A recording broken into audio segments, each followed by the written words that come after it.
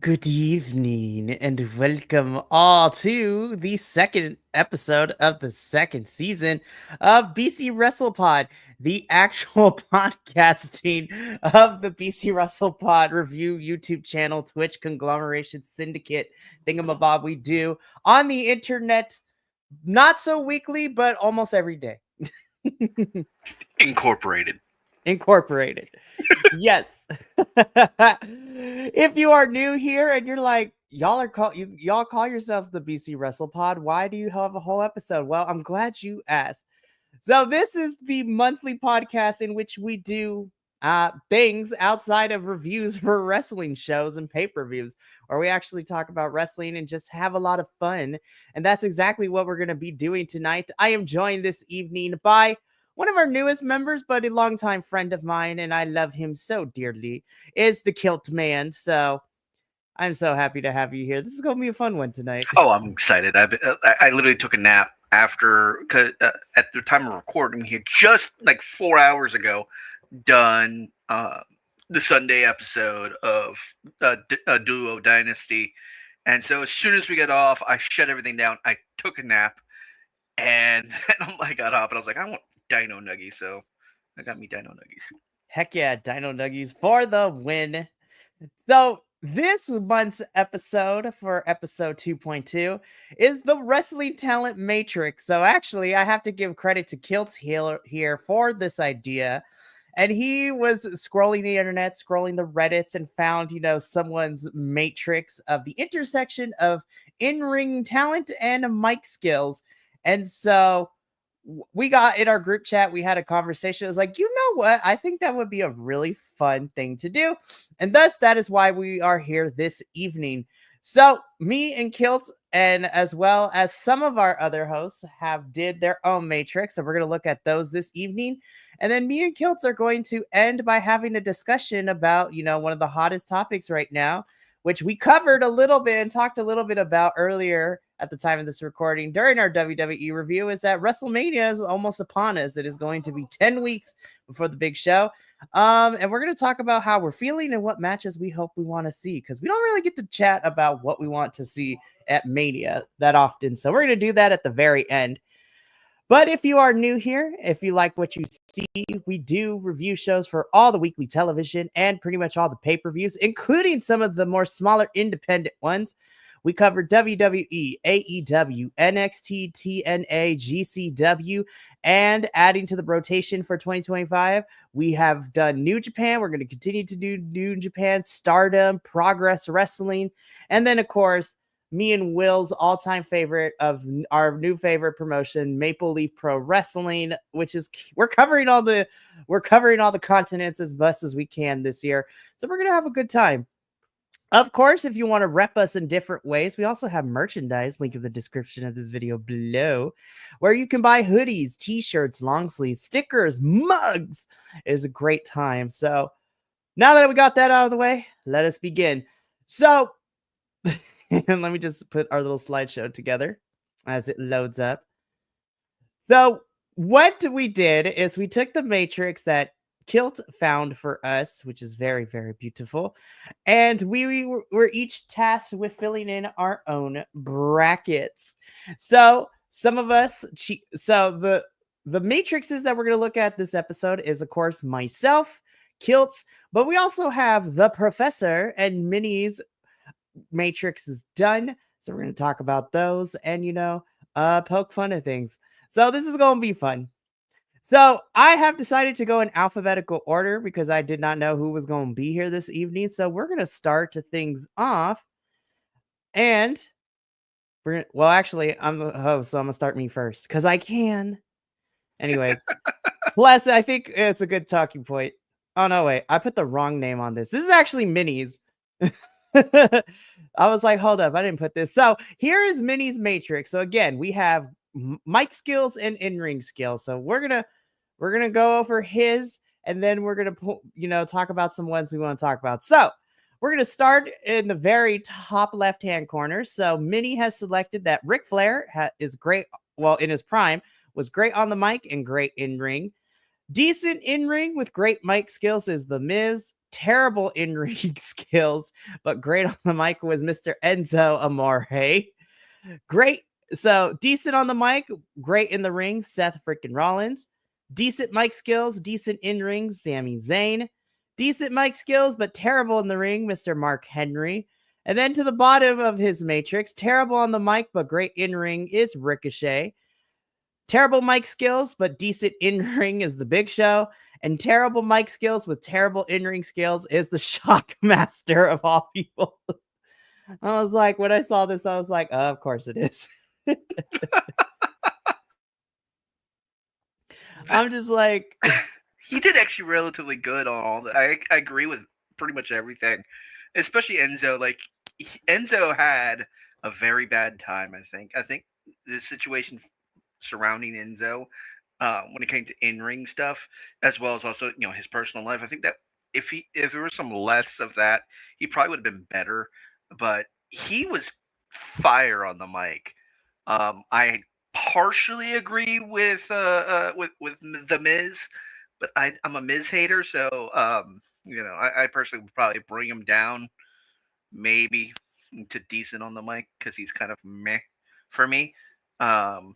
But he is interesting to listen to. I can't argue with Flair. Ric Flair he was a good stand, and it's one of the things I had trouble with. We'll go over it in mine because if we're going to talk about that era, one of the things I think would be definitely we would be remiss to not talk about would be Noble, if I remember right. If I'm remembering this right. Ooh, right? I think that's who it was. I had to look again because I forget names. It's like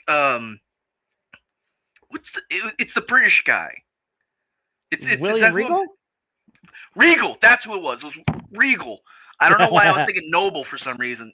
Uh, yeah, William Regal definitely is also deserving of that corner spot because not only does he teach it, but he has great in ring presence, and I think he should also be on this list.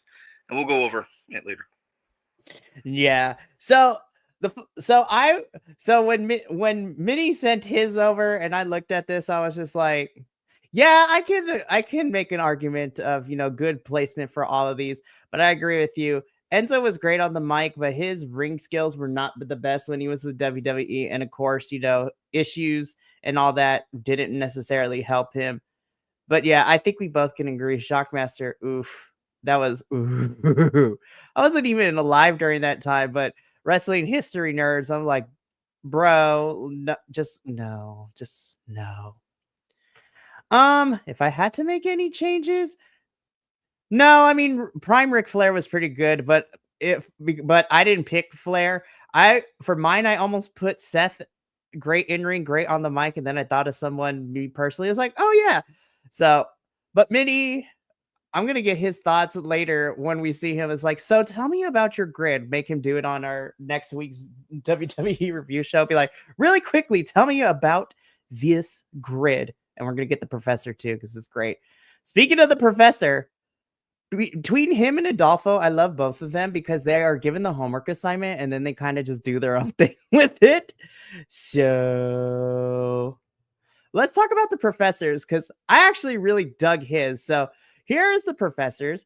He kind of cheated a little bit for the first one. So great on the mic and great in ring is Stone Cold Steve Austin and the late great Eddie Guerrero. Decent in ring, but fantastic on the mic is Miss Timeless Toni Storm herself from AEW. Terrible in ring, but great on the mic is the late great Paul Bearer. Then love it. But then we get great in ring, and decent on the mic, Mr. Will Ospreay from AEW and Mommy Rhea Ripley in WWE. Then decent in ring with decent on the mic is Jon Moxley, formerly known as Dean Ambrose from WWE, who is currently AEW. I want to slap the professor's bald head, but it is okay. Terrible in ring, decent on the mic is Mr. Hulk Hogan himself. Nah, it should be in that bottom corner. Yeah, so we'll talk about that. Then great in ring, but terrible on the mic is Hook, Taz's son, who's in AEW. Then of course we have China, who is decent in the ring, but terrible on the mic. And then terrible in the ring, terrible on the mic. I think that's Great Gonzalez. Yeah, it's Great Gonzalez, right? Yeah, that is. I don't remember. We discussed it like briefly, and I'm like, okay, this is interesting. But what's funny is I see China. So I almost made this comparison earlier in our show, with Nia Jax. Um, she's almost like China. She's larger than the rest of the competitors that she's working against, and she doesn't really know how to scale her own strength or become a little bit more fluid. And that's one of the reasons and I'll definitely share this in my grid as well. But China actually, she was never really good on the mic. Was she fumbled a lot. She probably could have used some help with that. But she was always, decent enough on the ring, but not like, oh my god, she's amazing. I'm not gonna sit here and compare her to some of the greater stars. I'm not gonna sit here and be like, okay, you're good with XYZ. You're blah blah blah blah blah blah. Yeah. I can't. I'm never going to say no to Eddie being in that corner because he was phenomenal. There's like you and I go back and forth about this every so often. It's like if Eddie was still here, he would LWO and their whole thing and everything about like the Latino side of wrestling would be larger than life because he would still be pioneering and literally being the spearhead for it. Like the La Raza movement in wrestling was kind of brought in by him and Ray, and it's like everything is so good. I can't find a really bad Eddie moment. Like when he won the title, it was like literally heartbreaking because he had come back. He was having issues. He was going through divorce troubles.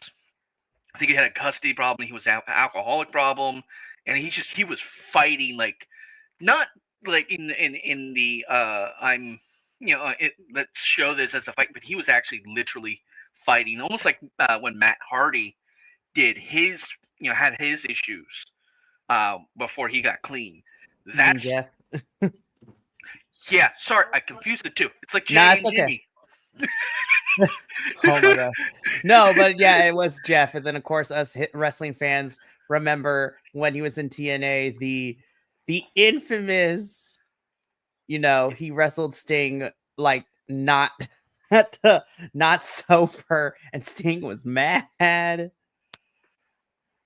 Yeah, it was. I definitely. I always Paul. No, having Paul Bearer on this thing is hilarious. Like you could have put Paul Bearer and you could have put Paul Heyman on this, and it still would have been hilarious for both of those. Because Yeah, terrible in the ring, that's but what great their on the job mic. is. Their job is to talk. They're not talking. They're just not to wrestle. I love it. It's great. It is by far one of my favorite pieces. Oh, absolutely. And then, of course, with Professor and I and JVL being the AEW review team here, yeah, I don't have any disagreements on where the AEW stars landed in this one, especially Moxley, who is pretty decent in the ring, decent mic skills. He's not bad, but he's not he's not the type of wrestling character who is known for outstanding promos. He's just like, I'm here to fight and that's it. I'm like, okay, cool. Like, I don't disagree. So good job, Professor. I would say you cheated because you put 2, but that's okay because I didn't specify the rule. So hey, it's all good. All right, now we can get into the deep discussion because Kilt, you're up next with yours. Oh So my why God. don't you run down yours and we'll talk about it. I'll start off. So Jay being great on the mic and great in the ring. He's a high flyer. He's a fast mover. He does a lot of things. He pulls everybody's attention. He gets a lot of spots right, almost perfectly, and it's everything I see about Jay and his brother Jimmy. They're going to be the big superstars of the era. Now, decent in ring and great on the mic. Obviously, I had to pick our man R-Truth because he's a genius. Everything he does, all the the screw ups, all the just goof off moments, all the witty wordplay banter he does.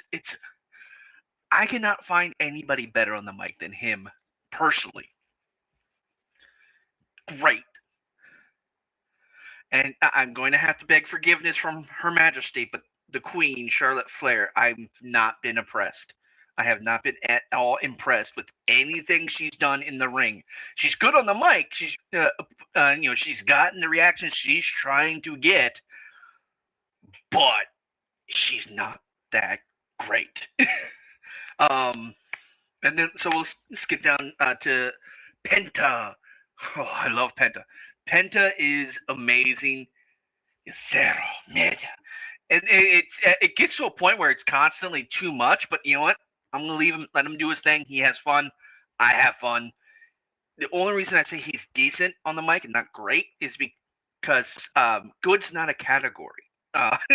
It's only 3 categories. I wanted a 5th, but he obviously it's a language barrier issue for Penta, so that's one of the reasons why he's not better on the mic, is because he's trying to translate from Spanish to English mid sentence, and I know that is a difficult thing because I've tried to do it with English to Spanish. I've tried to do it with English to German, English to French, English to Russian at one point.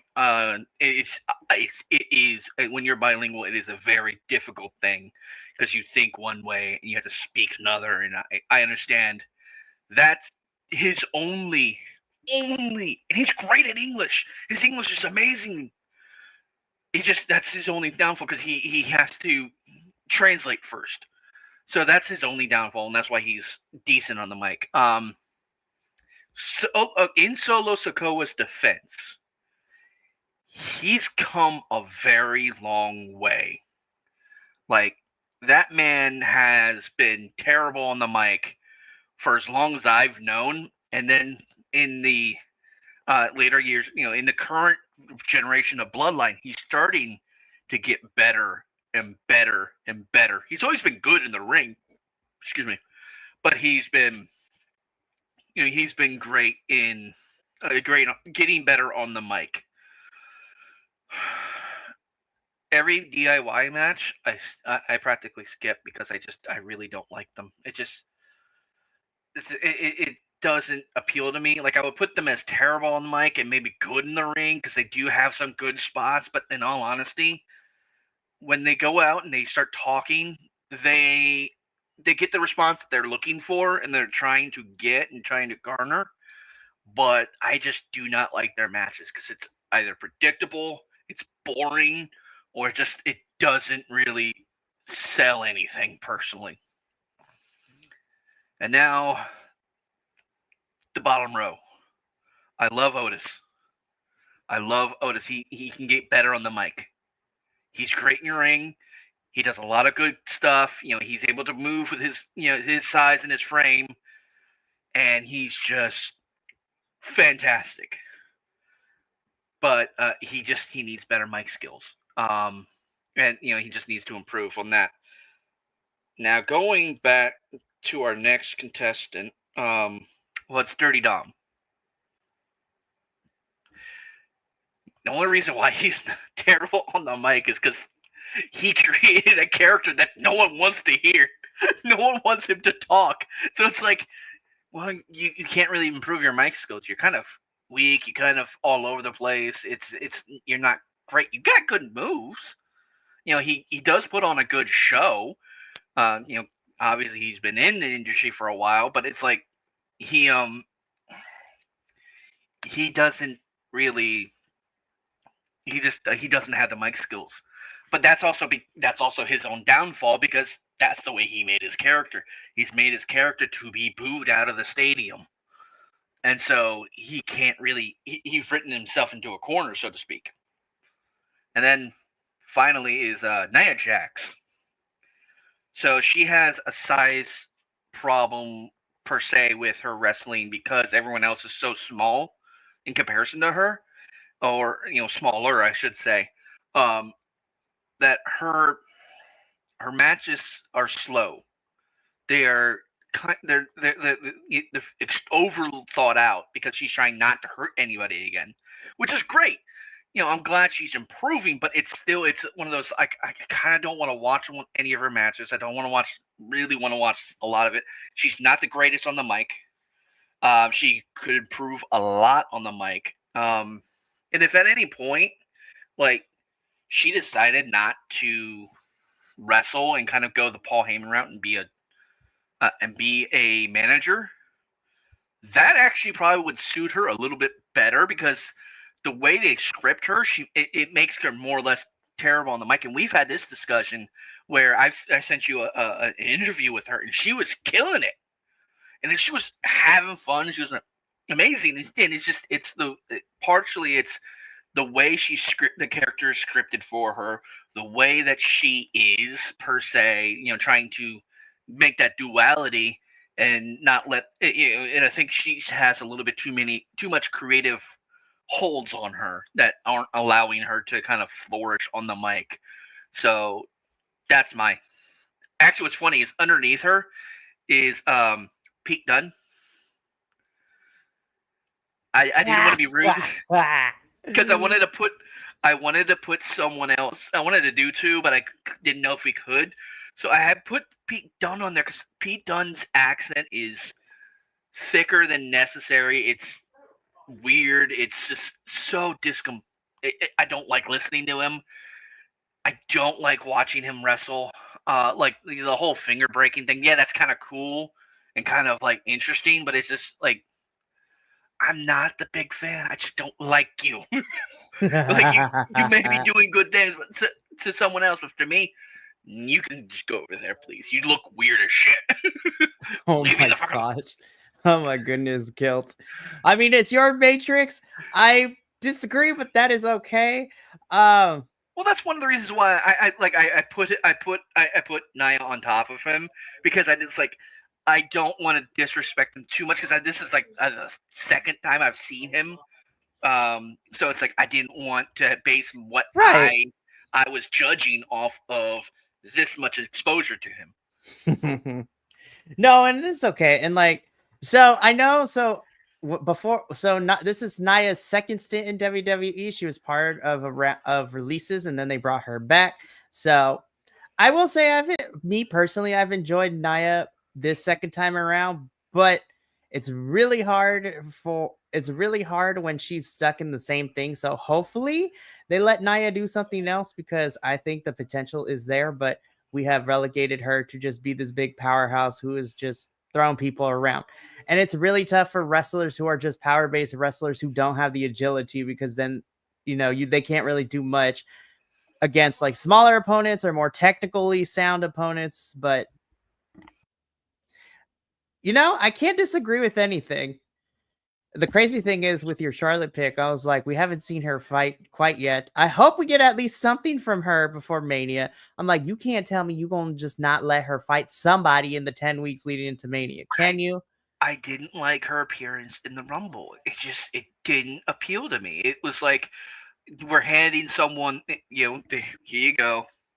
It's like the whole John Cena argument now. It's like, oh, we're just handing him everything, and it's like I wasn't attached to it, but I can say that she's been doing great promo wise, with the exception of Letdown last week. Because that's how I will forever refer to that episode of SmackDown. It is Letdown. Oof. So bad. The February 21st SmackDown will go down in infamy as a really rough episode of SmackDown. Oh, it was rough. Anyway, but yeah, that's where my thought process was. I love it. I love your reasoning. I love your grid.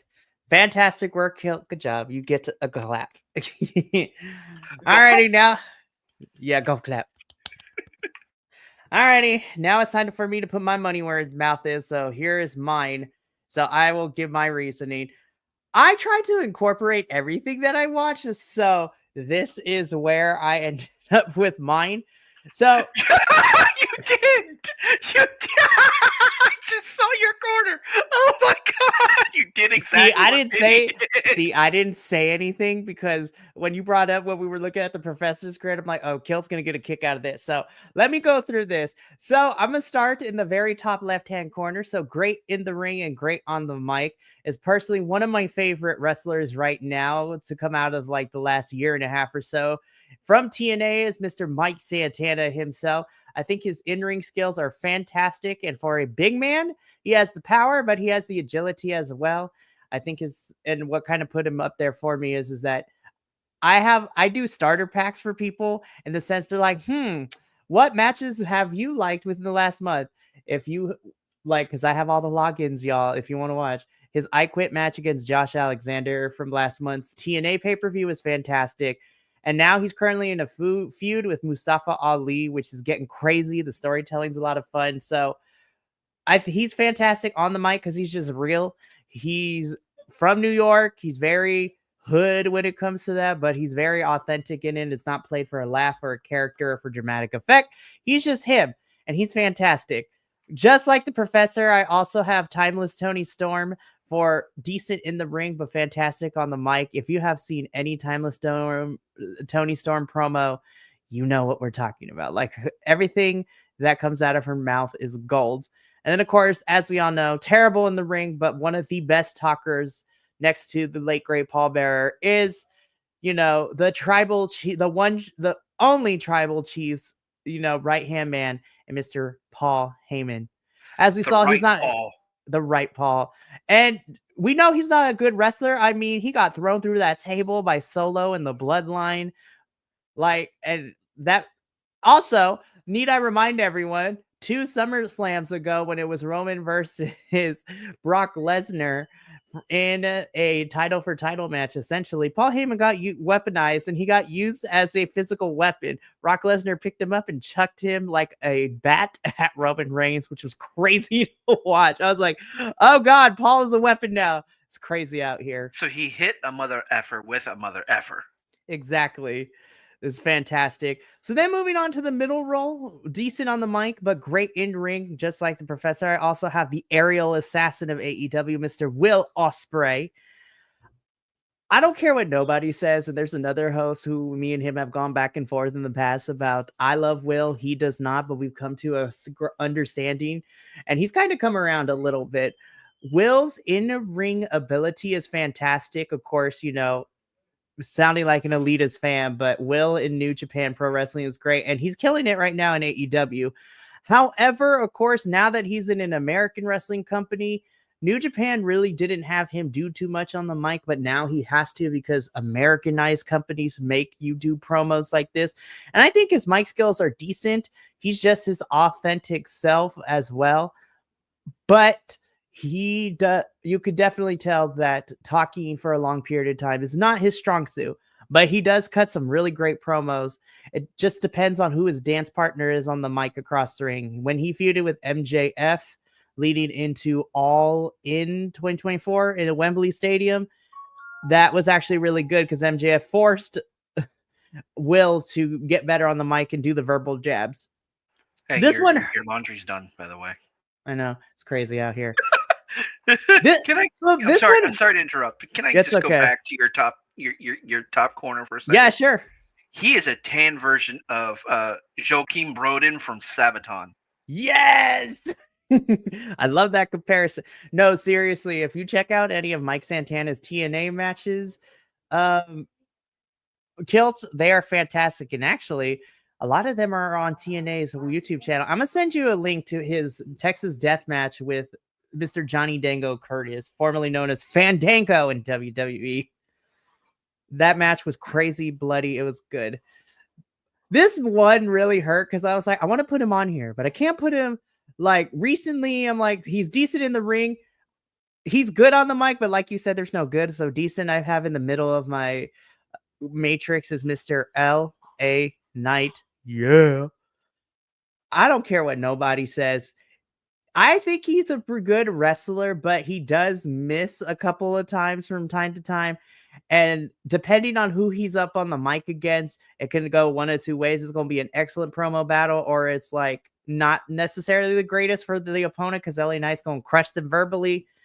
But I love Mr. LA Knight, and goes to show that even as he is in his midst of his late 30s, early 40s, he's finally in WWE. He gets to do the thing. This man's charisma is off the charts, and nobody can take that away from him. I love LA Knight's promos because they are some of the most random things. He just goes in. I'm just like, this is fantastic. Now, I need the internet to not come for me when this episode, if you're watching live or if you're going to watch the edited version later, I need the internet not to come for me about talking about Trick Williams, who is decent on the mic but terrible in the ring. When I say terrible in the ring, I don't mean that his wrestling is just really bad, but Trick has the same 4 movesets, and he always ends his matches with the same sequences. And I know he's in NXT. You know, he was our NXT champion before losing to Obafemi, who is the current one. I love Trick Williams to death. I think his charisma is great. His mic skills are pretty good. I just need him to develop his repertoire when it comes to wrestling. But what I'm hoping is that with this more darker version of him, going more from a baby face to like a in-betweener, and not necessarily heel, but getting more aggressive face, I am here for it. Now let's talk about the bottom row. I love 2 out of the 3 of these people. So great in the ring. Bottoms. Yeah. We're going to talk about The Bottoms. Great movie, by the way, if y'all haven't seen it. And great TV show, too. Anyways, I digress. He is great in the ring. And the only reason he has terrible mic skills to me is because his accent is very thick. And normally I don't try to use that as a point against people.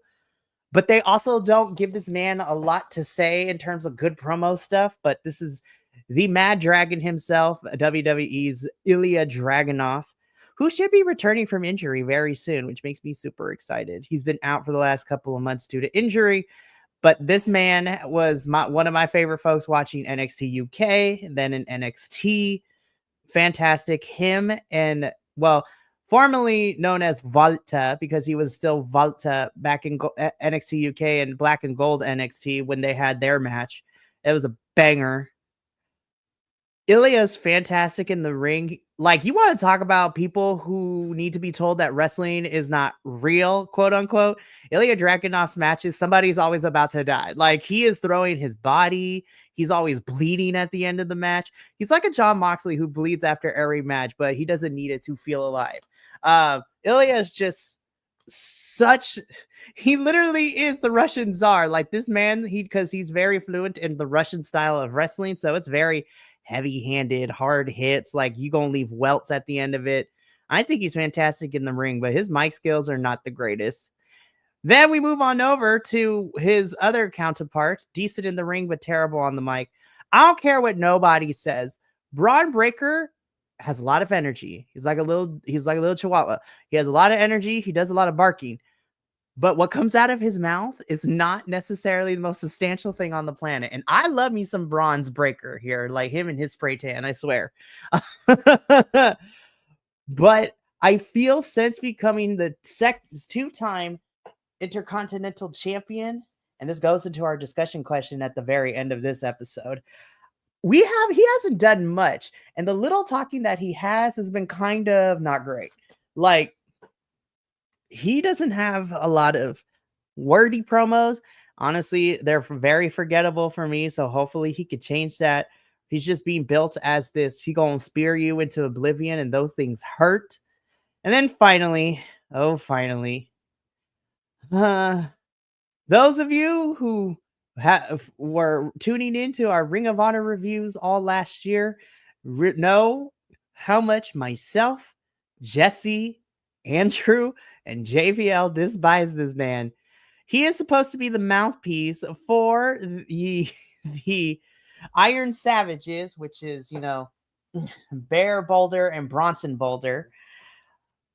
But he sucks. He literally is basically what happens when you take a jock, juice him up on all the steroids, and then let him have a mic. He sucks on the mic. He is not great. And his wrestling, I always give a benefit of the doubt, Kilt, when it comes to wrestling ability, because, not everyone grew up in the business. People are learning in this. But my God, he is so bad in the ring.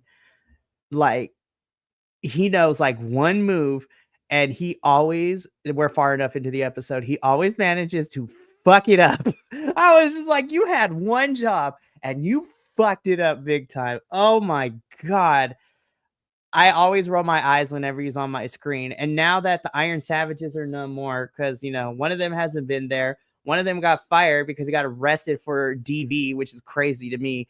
Now Maria Kanellis is no longer there. So now he's the mouthpiece for these two wrestlers called Griff Garrison and Cole Carter, who we named them the Mama's Boys because Maria Kanellis was their manager. And now he's the mouthpiece for them. And now they're calling themselves the Frat House. I'm like, oh God, it's the most bro-y thing on the planet. Get this out of my screen. Boo. What to Wendy Testaberger? Boo. Hate that. God, he's bad. But that is my matrix and my reasonings why. Yes. One thing I not really argue about, like, fight me. I'm just kidding. I will fight you, but the only reason I'm going to fight you on anything is Bronze is not a Chihuahua. He's more like a Pomeranian. You know what? I won't even fight you on that because I'll agree to that one. Yeah, because he's not skinny. He doesn't look like a crack addict. He's just a ball of stuff that will just be feral. I like Trick Williams. I'm not going to disagree with his wrestling ability because I've only seen bits and pieces of it. And so, yeah, he's good on the mic. And I saw an interview where the whole thing with his intro was organic. Like they didn't. It was not like something kind of planted. It wasn't something that was just that. It just like audience was like, "F no trick." I was like, "Yeah, that's cool. That's what you want as a wrestler. You want For an real. organic Whoop that trick, man. intro." So good. But honestly, I love everything. This whole project was fun. One of the things I think we should do is post WrestleMania, after we take a little bit of a break, we should expand this to more fields. So you have great, good, decent, bad, and then terrible. Turn this into a tier list rating. Well, not just a tier list rating. Just have 5 options across the board, so that way we can go in a little bit more detail. Because there are people who, they're not terrible in the ring. They could, they could be better, but they're not like, oh my god, what are you doing in the ring? And going back to Paul Heyman getting put through the table by Solo Sikoa, it kind of reminded me of when the Dudley Boys put Mae West through the table, which was her idea. That was her idea, not the boys. Her idea. It was like, I remember seeing an interview with Bubba. He's like, I put her through the table on her. I was like, do you want me to do this? You want me? It's like, gosh, do it. Blah blah blah blah. Just being Mae West, and he did it, and he's like, what the fuck did I just do? It's a great thing about wrestling. It's just fantastic. Weird. I loved it. So yeah, so that's my Matrix. So that was fun. And that's it for all the folks that did their Matrix. So let me take this off the screen so we can get bigify it again. Gigantamax, if you will. So now what we're going to do is, now we're at the end of the actual topic. So we're going to end this episode like we did with our episode last month. And so the biggest thing right now for us, because, we're on the WWE review panel, is the fact that WrestleMania 41 is coming up in Vegas. So we have been building matches. We have 2 confirmed matches so far with Gunther and Jay and Charlotte and Tiffany, our Royal Rumble winners. We will figure out who's facing Cody and Rhea after Elimination Chamber. But there's a lot of talk right now about this build kind of being all over the place. So Kilt, I want to hear your thoughts about who we have so far and just your thoughts about the matches we got confirmed and everything, and then what you want to see too. So let's start with Jay, Gunther, and Charlotte and Tiffany, Royal Rumble winners. Like, do you think those are the right calls? Like, how do you feel? Oh yeah, I think they're definitely the right. We discussed this before, but I definitely feel that these are the right calls for those matches. As we said, I want to see more from Charlotte, and not just be a figurehead and placeholder for WrestleMania. And I want her to actually be able to do something in the ring between then and now, and not just show up, maybe give a promo, maybe give a half-ass to who gives a situation. But I would love to see her do some more work in the ring and show that she is the queen. And with Gunter and Jay, it was coming. Like it was funny. Like if Gunther didn't, I know we all know that this was kind of going to be a thing. But if Gunther didn't really go after Jay the way he did, it probably would have been Cody. But it's the thing. It's like, yo, dude, you just came after me, you blindsided me, and now you're telling me I'm not worthy of your time when you've spent time trying to make it so that I think I'm not worthy. Yeah, dude, it's obvious. I'm coming after you. Just buckle up. Let's go. And then, as I said, those are the 2 known matches, and then you'll know who's going after who. Who's going after Cody and who's going after Rhea or Io Sky, because Io Sky is supposed to take on Rhea after the Raw after Elimination Chamber. Yeah, and so it's going to be a very interesting WrestleMania, and I don't know what else they have planned because I I'm kind of trying to pull what could they do, what should they do, what would they do, and it's like I don't know I don't know where they're performing, where WrestleMania is, like this the whatever the stadium center or whatever they're doing it at. I don't know how it's built. I don't know how the layout looks like, not just for WrestleMania, but just in general. Right. So it's like I'm sitting there trying to think, okay, well, could they do a cage match? Could they do a Hell in a Cell match? Could they do I mean, they could. We some got to. ladders, some table matches? Like I want to see a tag team championship match that's actually worth a damn. I want to see, because we have we have the two the men's and women's American titles sitting there. We have the international the intercontinental titles sitting there. So there's 4 matches right there alone that really could be something that Right. I would love to see more of. Oh, absolutely. So I agree with you. We talked about it or I at least mentioned it that I'm hoping that they do something more with Jay and Gunther because after Elimination Chamber, it's about 9 to 10 weeks to Mania, and that's going to be really tough to keep the storyline part of it interested because I think the match is going to be phenomenal. I think it's going to be a lot of fun. But I'm hoping that the story is more than pull apart brawls because we've seen that for the last 3 weeks. Yeah. I'm hoping I want to see. I love Gunther. I really do. I would love to see Jay walk out WrestleMania as a world champion, even if he holds that for a little bit. I want Jay to get a singles Mania moment. He is so over with the crowd, like Mr. Yeet himself. And then same thing with Tiffany and Charlotte. I think the match is going to be fun. I really hope WWE allows Tiffany to beat Charlotte. And so, because Tiffany is the future, and I think what better way to push her into the next level of stardom in WWE than having her beat Charlotte Flair. So, those are the 2 confirms. And then, like we talked about too, I want to see a tag team championship match. It's probably going to be the SmackDown ones.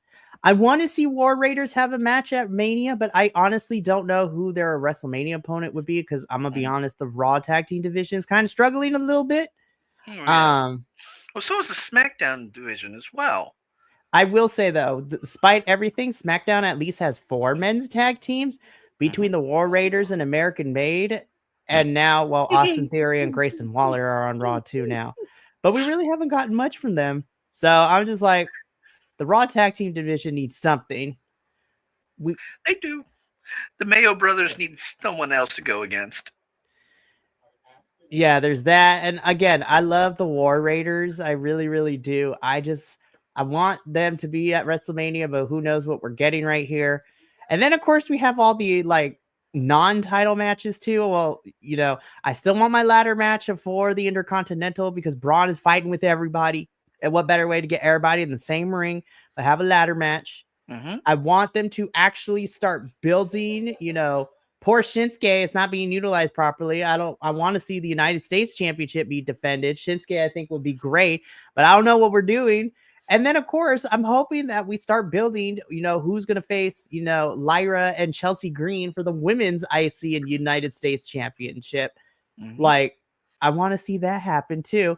And then, of course, we have the non-championship matches as well. Like, is Randy Orton and Kevin Owens going to have a match? Like, where does Sami Zayn fit in all of this? Rumor has it we're going to get Seth and Roman taking on each other at Mania.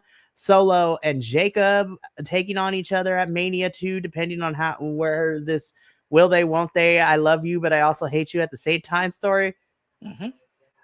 Honestly, I think we're going to, I really hope that after Chamber this Saturday, we're going to start seeing some concrete, builds towards Mania and where everyone's going to go. Of course, not everyone's going to get on the show, but outside of, if I had to pick like 3 people, I hope get on the show in some capacity. Obviously, I think you need to put Penta on Mania this year because again, he do crazy stuff, and I think if they do an icy title ladder match, that's going to be fun. I want to see LA Knight on Mania. Maybe he gets a rematch against Shinsuke. Who knows? We'll see about all that. And if I'm going to be completely honest, like, if Punk doesn't win the Chamber, I need Punk at Mania. You cannot not have Punk at Mania, especially after what happened last year. So those are like the three I want to see. Also, if I had to predict moments, I want to see Street Profits win those titles at Mania. I think it's long overdue for the Profits to have a big WrestleMania moment and a big WrestleMania win. Because I think Montez and Angelo are fantastic. So, I mean, I looked at I went on the WWE website because I was curious of where SmackDown was going to be, because I know travel's a pain in the ass. So are they doing it like in Toronto? And they are. And then I scrolled down to the end of that list, and they have registration for WrestleMania next year. Yeah, New Orleans already. New Orleans. There's no beans in New Orleans. New Orleans. I'm just kidding. New Orleans and Louisiana. My family's from Louisiana. Like, my mom was born out there, so I take that pride very well. I have my uncle still down there as well, and I'm like, I would love to see how they do up the Superdome, because the Superdome's amazing. Yeah, it's gonna be fantastic. But we are, I believe, according to Michael Cole on Monday Night Raw, I believe we're like less than 60 days away from WrestleMania, which is crazy to me to say. But that does bring us to the end of this month's podcast. We went through the matrices. We talked a little bit about what we want to see for WrestleMania. So I'm excited. I lost my sticky note because I wrote down the idea that we came up with during our WWE review for the March one. Lost it, but I'll probably find it somewhere. Oh yeah, you will. I have full whatchamacallit for you. Yes, thank you for your belief in me. And if not, we'll come up with something fun anyways.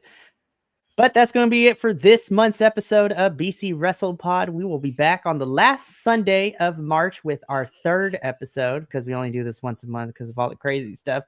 But March is going to be a lot of fun. Like I said, outside of our regular TV reviews, we got a big things coming up. This Thursday is our first Progress Wrestling review, where Andrew and I and whoever else wants to join us will be reviewing My Own Destiny, which of course has one of our favorite people, Simon Miller, defending his Atlas Proteus Championship.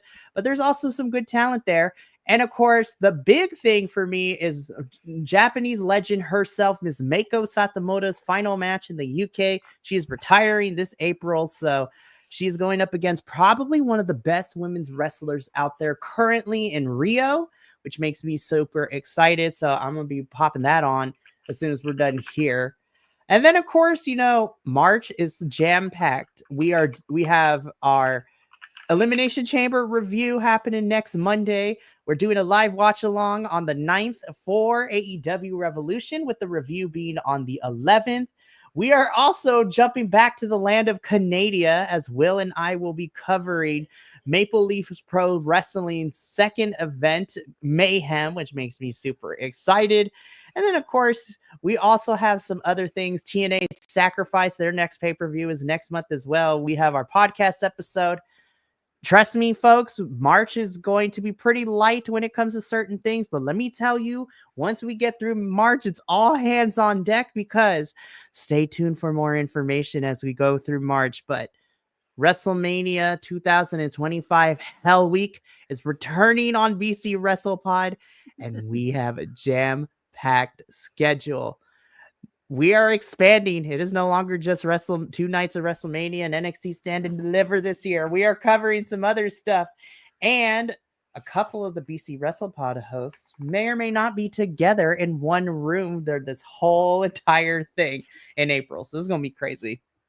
But from myself and my good friend, the Kilts Man, and the rest of the BC Wrestle Pod family, remember, take care of yourself, love one another, stay Bi-Conic, And more importantly than anything, you always deserve to finish your story.